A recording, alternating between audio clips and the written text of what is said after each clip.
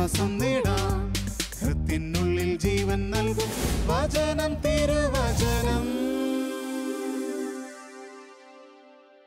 Shalom ടിവിയുടെ വചനം തിരുവചനം ശുശ്രൂഷയിലേക്ക് സ്വാഗതം. നാളുകൾക്ക് മുമ്പ് നടന്ന ഒരു സംഭവം എൻ്റെ ജീവിതത്തിൽ ഉണ്ടാക്കിയ ചില ചിന്താഗതികൾ, മനസ്സിലാക്കി തന്ന ചില സത്യങ്ങൾ വെളിപ്പെടുത്താൻ വേണ്ടി ഉപകരിച്ചത് എങ്ങനെയാണെന്ന് പറഞ്ഞുകൊണ്ട് ഇന്ന് ധ്യാനിക്കാൻ തുടങ്ങാം. ഏതാനും വർഷങ്ങൾക്ക് മുമ്പ് എൻ്റെ ജോലിയുടെ ഭാഗമായി സൗത്ത് ആഫ്രിക്കയിൽ കുറച്ച് ദിവസമായിരിക്കുവാൻ എനിക്കിട വന്നു.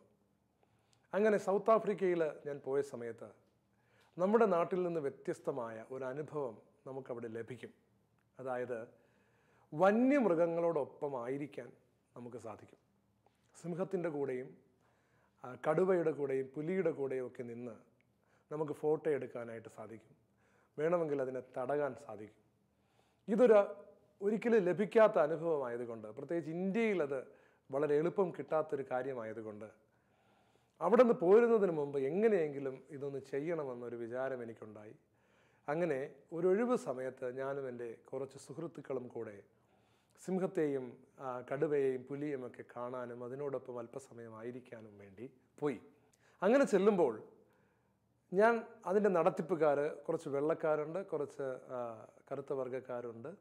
അവരോട് ഞാൻ ചോദിച്ചു, ഈ സിംഹം ഉപദ്രവിക്കുമോ? കാര്യം നമ്മൾ ചെല്ലുന്നത് ഇതിനു വേണ്ടിയാണെങ്കിലും ആ ചോദ്യം ചോദിക്കാതെ ആരും അകത്ത് കയറില്ലെന്ന് എനിക്ക് തോന്നുന്നു.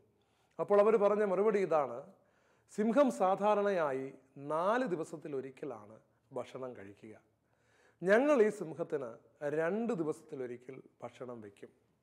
അതുകൊണ്ട് ഈ സിംഹം ഭക്ഷണം കഴിച്ചു കഴിഞ്ഞാൽ, ഈ സിംഹം എന്നല്ല ഒരു സിംഹവും ഭക്ഷണം കഴിച്ചു കഴിഞ്ഞാൽ പിന്നീട് തൻ്റെ മുമ്പിലേക്ക് വരുന്ന ആരെയും ആക്രമിക്കത്തില്ല, ഭക്ഷണത്തിന് വേണ്ടി ആക്രമിക്കത്തില്ല. അതുകൊണ്ട് ധൈര്യമായിട്ട് പോകാം. പിന്നെ ഒരു ചെറിയ റിസ്ക് മാത്രമേ ഉള്ളൂ. ഏതെങ്കിലും ഒരു കാരണവശാൽ നിങ്ങളൊരു ആക്രമണകാരിയാണ് എന്ന് സിംഹത്തിന് തോന്നിയാൽ സിംഹം ചിലപ്പോൾ നിങ്ങളെ ഒന്ന് ആക്രമിച്ചേക്കും. അത് വളരെ റെയറാണ്. അത് മാത്രമാണ് ഇതിലെ സാഹസികത. അതുകൊണ്ട് ധൈര്യമായിട്ട് പൊയ്ക്കൊള്ളുക എന്ന് പറഞ്ഞ് അവർ ഞങ്ങളെ അയക്കുകയാണ്. തൂങ്ങിക്കിടക്കുന്നതോ ആടുന്നതുമായിട്ടുള്ള യാതൊന്നും നമ്മുടെ ശരീരത്തിൽ ഉണ്ടാകാൻ അവർ അനുവദിച്ചില്ല. അനുവദിച്ച ക്യാമറ മാത്രമായി നമ്മൾ അകത്തേക്ക് കയറുന്നു. സിംഹത്തെ കാണുന്നു, പുലിയെ കാണുന്നു, കടുവയെ കാണുന്നു, തലോടുന്നു. ഒന്നും നമ്മളെ യാതൊന്നും ചെയ്യുന്നില്ല. പ്രിയമുള്ളവരെ, ഞാനിവിടെ പറഞ്ഞു വന്നത് സിംഹത്തിൻ്റെ ഒരു പ്രത്യേകതയാണ്. നമ്മളുടെ ജീവിതത്തിൽ നമുക്ക് ആവശ്യമുള്ളതിലധികം കിട്ടിയാലും പിന്നെയും പിന്നെയും കിട്ടുവാനുള്ള ഒരു ആർത്തിയുണ്ട്. എന്നാൽ ഈ സിംഹം 4 ദിവസത്തിലൊരിക്കൽ ഭക്ഷണം കഴിക്കുന്ന സിംഹം തൻ്റെ ജീവിതത്തിൽ ആവശ്യമായ ഭക്ഷണം കിട്ടിയാൽ പിന്നീട് ഒരാവശ്യം വരുന്നത് വരെ ഒരാക്രാന്തവും കാണിക്കുന്നില്ല. നമ്മളുടെ ജീവിതത്തെ ഒന്ന് സൂക്ഷിച്ചു നോക്കുക. ദൈവം നമ്മളെ എങ്ങനെയാണ് പരിപാലിക്കുന്നത്? നമ്മളുടെ ജീവിതത്തിൽ നമുക്ക് അന്നന്ന് വേണ്ടുന്ന ഭക്ഷണമാണ് നമ്മൾ കഴിക്കാറുള്ളത്. ഇന്നത്തെ ഭക്ഷണം നമ്മൾ ഇന്ന് കഴിക്കും, നാളത്തെ ഭക്ഷണം നാളെ കഴിക്കും, ഒരു ദിവസം കഴിയും, വീണ്ടും വിശക്കും, അടുത്ത ദിവസം കഴിക്കും. വളരെ ചുരുങ്ങിയ ദിവസങ്ങളിൽ വേണമെങ്കിൽ ഭക്ഷണം ഇല്ലാതിരിക്കാൻ നമുക്ക് സാധിക്കുമെങ്കിലും സാധാരണ നിലനിൽപ്പിന് നമുക്ക് അതാത് ദിവസങ്ങളിൽ ഭക്ഷണം കഴിക്കേണ്ടത് ആവശ്യമാണ്. എന്നാൽ നമുക്കുള്ള ഭക്ഷണം ഈ ലോകം മുഴുവനും കർത്താവ് സൂക്ഷിച്ചു വെച്ചിരിക്കുകയാണ്. നമ്മൾ ജനിക്കുന്നതിന് മുൻപേ, മനുഷ്യരെ സൃഷ്ടിക്കുന്നതിന് മുൻപേ നമുക്കാവശ്യമായ ഭക്ഷണത്തിന് വേണ്ടിയുള്ള എല്ലാ ക്രമീകരണങ്ങളും ദൈവം ഈ ലോകത്ത് ചെയ്തതിന് ശേഷമാണ് നമ്മളെ സൃഷ്ടിച്ചത്. നമുക്ക് കുടിക്കാനുള്ള വെള്ളം ദൈവം ഈ ലോകത്താക്കിയതിന് ശേഷമാണ് നമ്മളെ ഈ ലോകത്തേക്ക് കൊണ്ടുവന്നത്. നമുക്ക് ശ്വസിക്കാനുള്ള വായു ഈ ലോകത്ത് നിർത്തിയതിന് ശേഷമാണ് ദൈവം നമ്മളെ ഈ ലോകത്തിൽ ജീവിക്കാൻ കടത്തിക്കൊണ്ടുവന്നത്. പ്രിയമുള്ളവരെ, ഈ വായു ഇവിടെ മുഴുവൻ വ്യാപിച്ചിട്ടുണ്ടെങ്കിലും ഈ ഒരു നിമിഷ നേരത്തേക്കുള്ള വായു ശ്വസിച്ചെടുക്കാമെന്നുള്ളതല്ലാതെ എൻ്റെ ജീവിതത്തിൽ ആവശ്യമായ മുഴുവൻ വായുവും കൂടെ ഒരുമിച്ച് ശ്വസിക്കുവാനുള്ള അനുവാദം എനിക്കില്ല.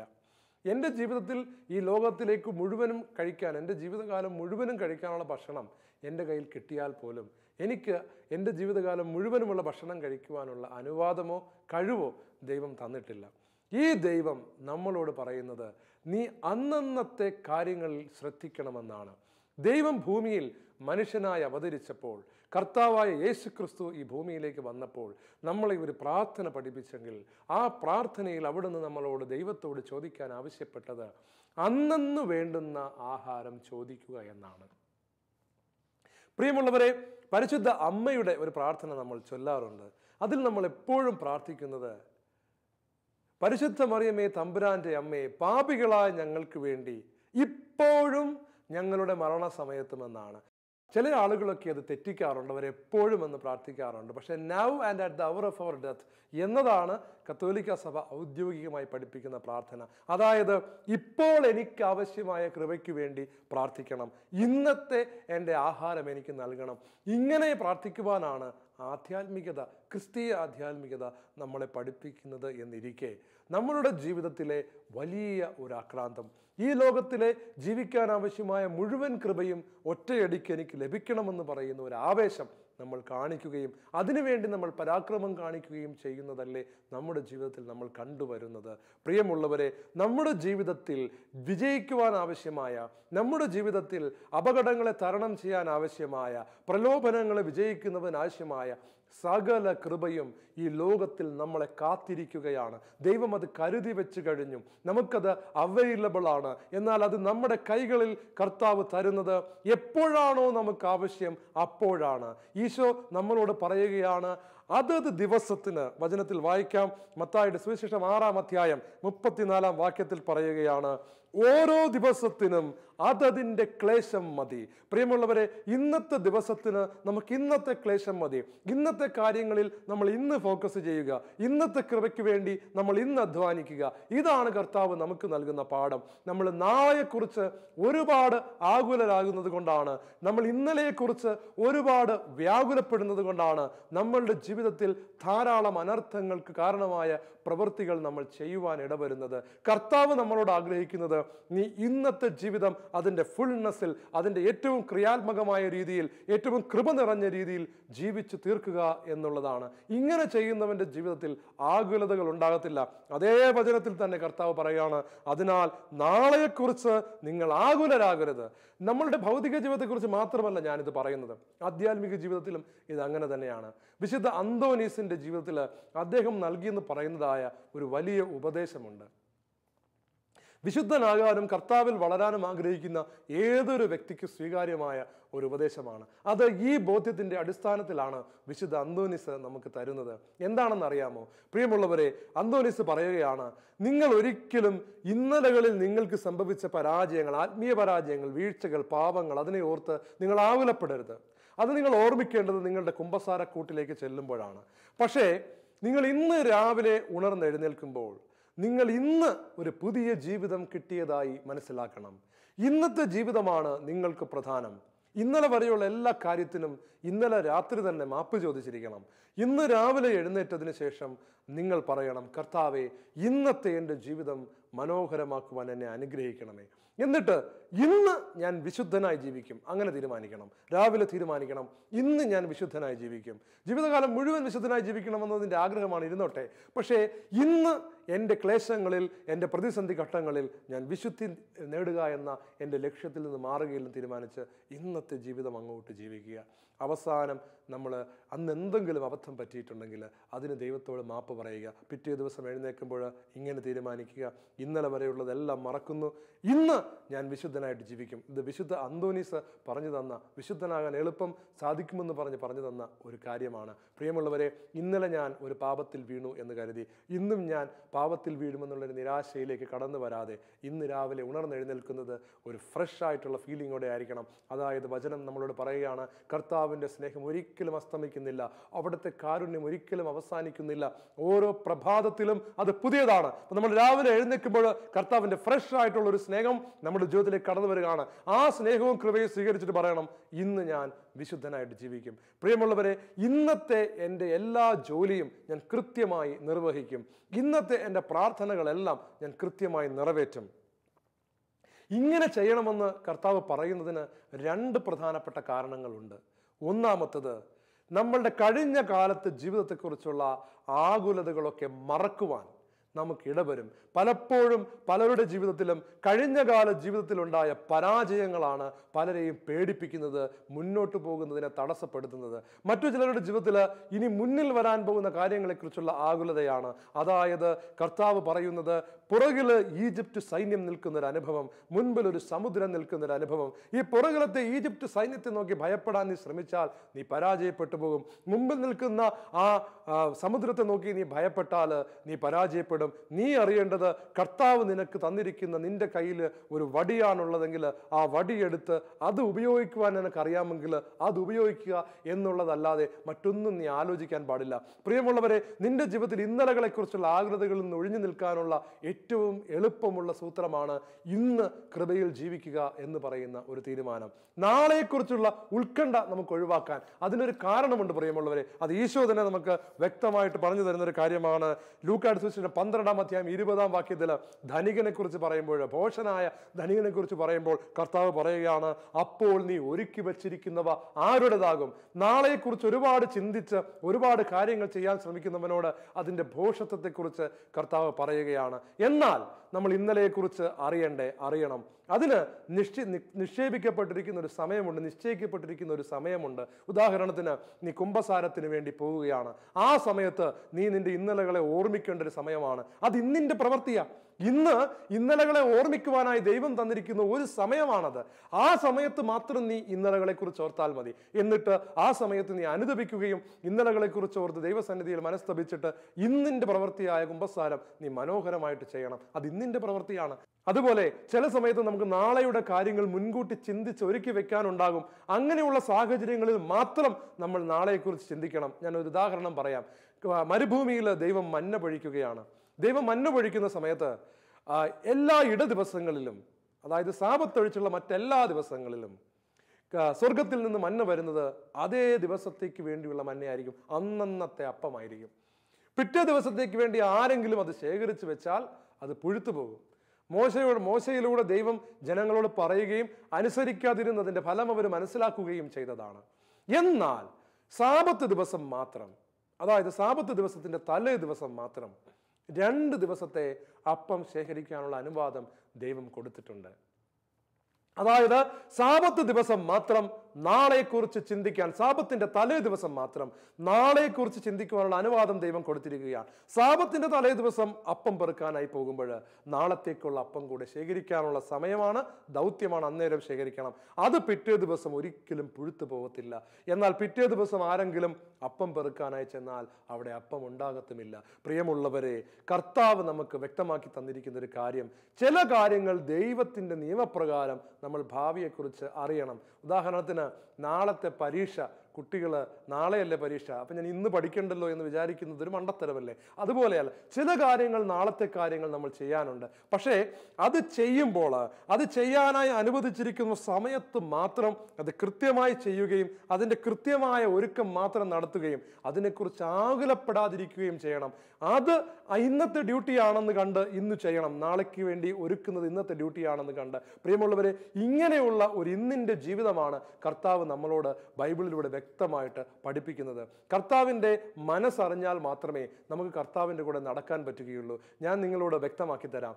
കർത്താവ് നമ്മളെ ഒരു ദൗത്യം ഏൽപ്പിക്കുമ്പോൾ നമ്മളൊരു കാര്യം മനസ്സിലാക്കണം. കർത്താവിന് നമ്മളെ ഏൽപ്പിക്കുന്ന ദൗത്യം കൊണ്ട് നമുക്ക് കാണാൻ പറ്റാത്ത ഒരു മേഖലയിൽ പ്രവർത്തിക്കാനുണ്ട്.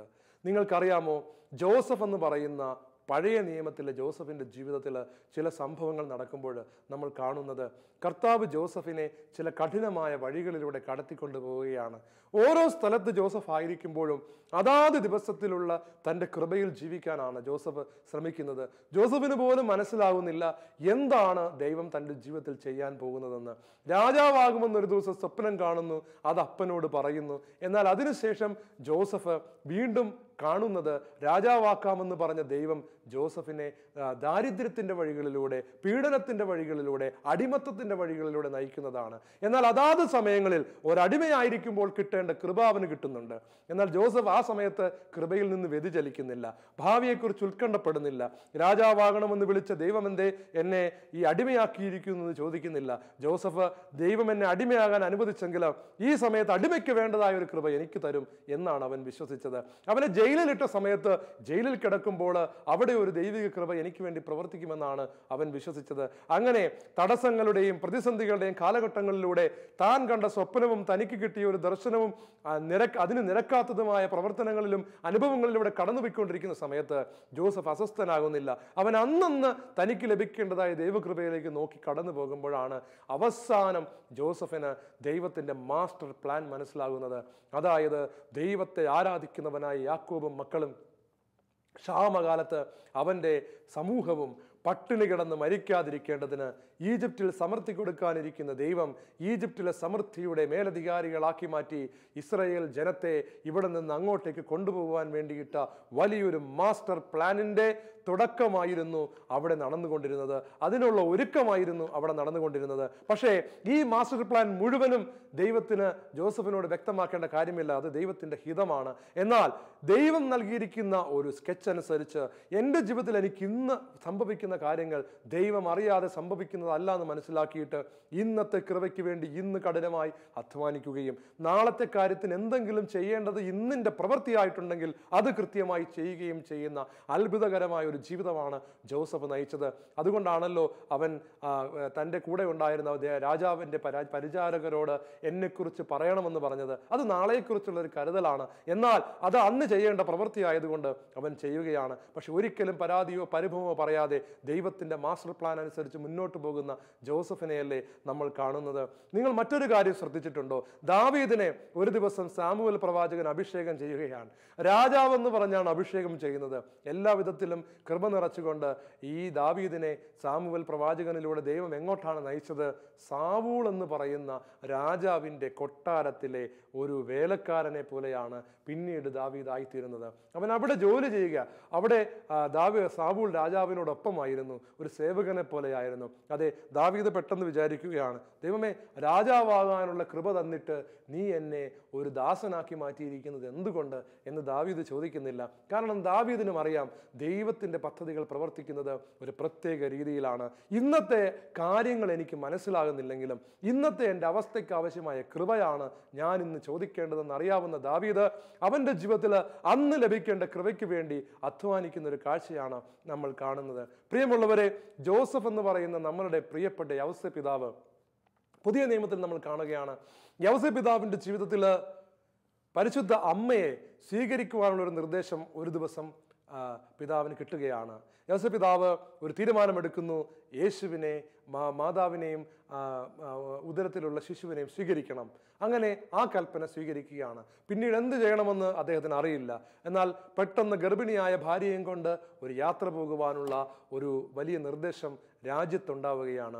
ആ യാത്ര പോയി ബത്ലഹേമിലേക്ക് പോകുന്ന സമയത്ത് പ്രിയമുള്ളവരെ, ഈ ഗർഭിണിയായ ഭാര്യയുമായിട്ട് പോകേണ്ടതിൻ്റെ കൃപയായിരിക്കണ്ടേ അദ്ദേഹം ചോദിച്ചത്? അദ്ദേഹം അങ്ങനെ തന്നെയാണ് ചോദിച്ചത്. ദൈവം ആ കൃപ കൊടുക്കുമെന്ന് അദ്ദേഹത്തിന് അറിയാം. അദ്ദേഹം പോയി വാതിലുകളിൽ മുട്ടുകയാണ്. എന്നാൽ വാതിലുകളിൽ മുട്ടുമ്പോൾ ആ വാതിലുകൾ തുറക്കുന്നില്ലല്ലോ. അപ്പോൾ അദ്ദേഹത്തിന് അറിയാം ദൈവത്തിൻ്റെ ഒരു മാസ്റ്റർ പ്ലാൻ ഉണ്ട്. നീതിമാനായ ജോസഫ് ദൈവത്തിൻ്റെ പ്ലാനിന് കീഴടങ്ങുന്നവനായിരുന്നു. ഒരു പക്ഷേ ദൈവത്തിൻ്റെ പ്രധാനപ്പെട്ട വ്യക്തിയാണ് എൻ്റെ ഭാര്യയുടെ ഉദരത്തിൽ ദൈവം അയച്ചിരിക്കുന്നതെന്ന് അറിയാമെന്ന, ദൈവം തന്നെയാണ് ആ ഉദരത്തിലായിരിക്കുന്നതെന്ന് അറിയാമായിരുന്ന ജോസഫ് ഇങ്ങനെ വാദിച്ചില്ല. ദൈവമേ, ഇവന് പ്രസവിക്കുവാനായി ഈ വാലയങ്ങൾ തുറക്കപ്പെടട്ടെ, അവൻ ദൈവമാണ് വാതിലുകൾ അടയ്ക്കാൻ ഇടവരുത്തിയതെന്ന് വിശ്വസിച്ചുകൊണ്ട് അവൻ എങ്ങോട്ടേക്ക് പോയി? അവൻ കാലിത്തൊഴുത്തിലേക്ക് പോയി. അവൻ അപ്പോൾ കണ്ട കൃപയ്ക്ക് വേണ്ടി, അവൻ അപ്പോൾ കണ്ട വഴിക്ക് വേണ്ടി അവൻ തയ്യാറെടുക്കുകയാണ്.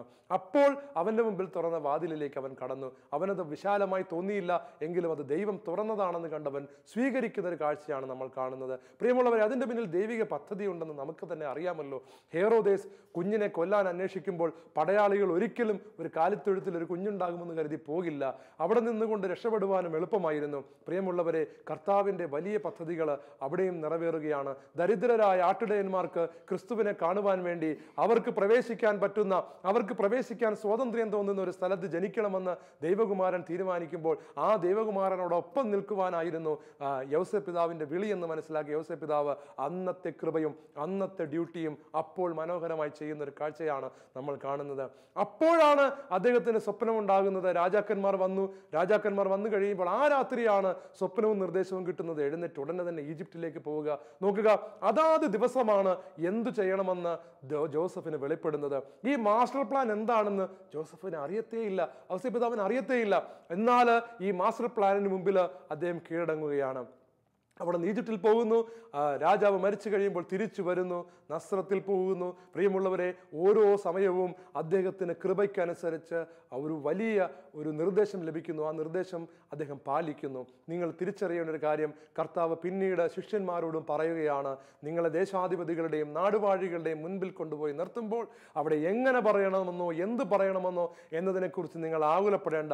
നിങ്ങൾ എന്താണ് പറയേണ്ടതെന്ന് അപ്പോൾ നിങ്ങൾക്ക് നൽകപ്പെടുമെന്ന് പറഞ്ഞ കർത്താവിൻ്റെ ഒരു വചനം നമുക്കറിയാമല്ലോ. ചില സന്ദർഭങ്ങളിൽ നമ്മുടെ പിതാവ് ഇങ്ങനെയാണ് പ്രവർത്തിക്കുന്നത്.